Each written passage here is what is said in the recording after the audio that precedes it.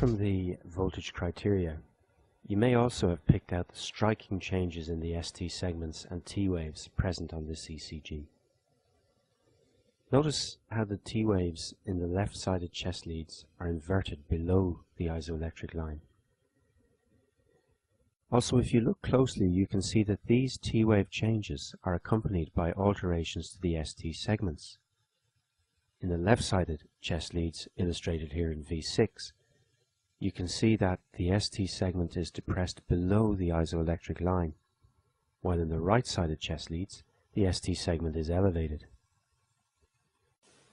In the setting of LVH, these ST segment and T wave changes are referred to as an LV strain pattern. The LV strain pattern is an important ECG abnormality, seen in a proportion of cases of left ventricular hypertrophy. We will take a moment to explain the generation of this ECG pattern, as it is very important clinically for reasons we will come back to. To do this, we will look at the heart in horizontal section and examine electrical events in that portion of left ventricular myocardium lying directly under lead V6. As explained in video 2 of section 1, depolarization begins in the endocardium and spreads outwards to the epicardial surface of the heart. Depolarization moving towards V6 produces an R wave, and the peak of the R wave represents the moment when the depolarizing wave has reached the epicardial surface of the ventricle.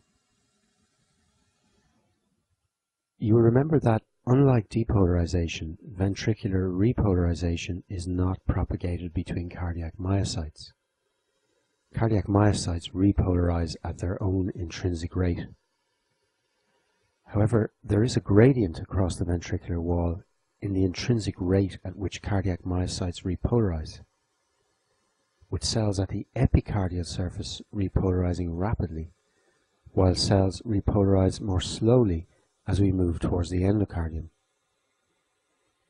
The net effect of this gradient is a progression of repolarization across the wall, moving in the opposite direction to the depolarization wave. As repolarization is moving away from the lead, a positive T wave is produced in V6. This is the normal situation in the left-sided chest leads. Left ventricular depolarization and repolarization moving in opposite directions in the ventricular wall, producing concordant QRS complexes and T waves in these leads. Now let's look at what happens in the thickened wall of left ventricular hypertrophy.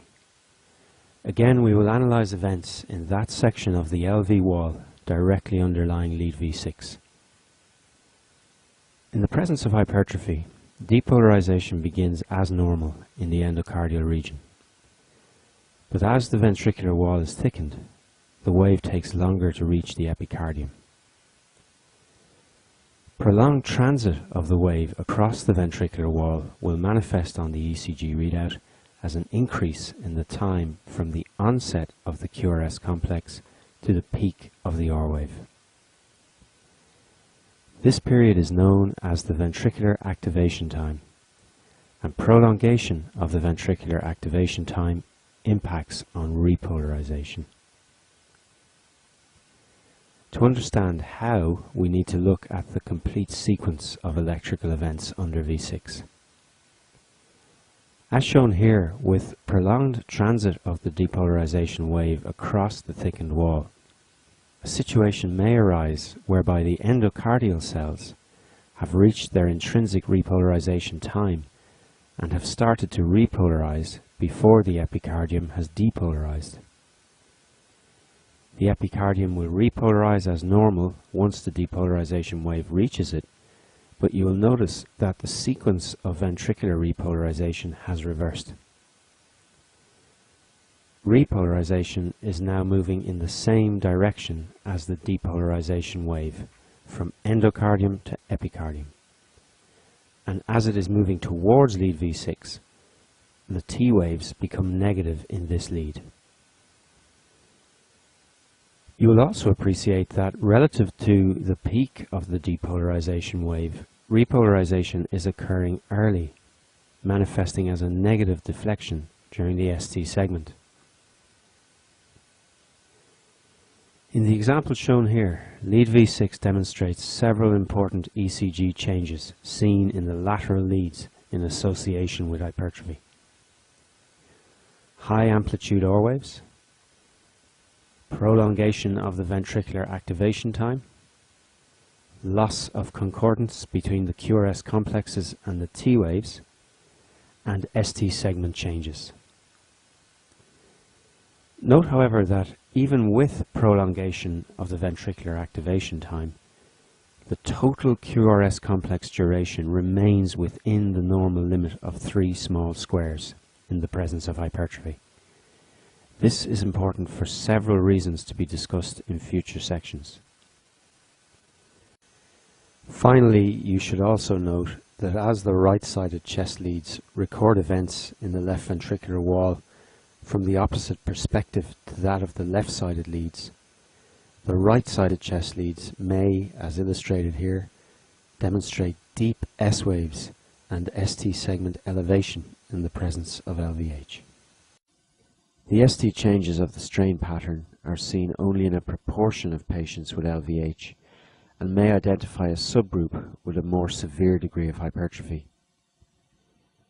The key point is that they are chronic changes and are not due to acute coronary artery thrombosis. They are easily confused with the ECG changes of infarction or ischemia, and misdiagnosis can have catastrophic consequences for the patient. There is one further point of interest on this ECG. Looking at the frontal leads, with the QRS complex in AVF near isoelectric, the cardiac axis lies approximately at 90 degrees relative to this lead, giving us 2 options for the axis, one travelling towards the left and one towards the right. With AVL strongly positive and AVR negative, it must be option 1. So, on this ECG, the cardiac axis lies close to lead 1, towards the left, but still within the normal range. It does not lie beyond AVL in left axis deviation territory. Remember, the majority of cases of LVH, irrespective of severity, are not associated with left axis deviation, and the majority of cases of left axis deviation are secondary to conduction defects and not left ventricular hypertrophy. We will now go on in the next video to discuss the ECG changes associated with right ventricular hypertrophy.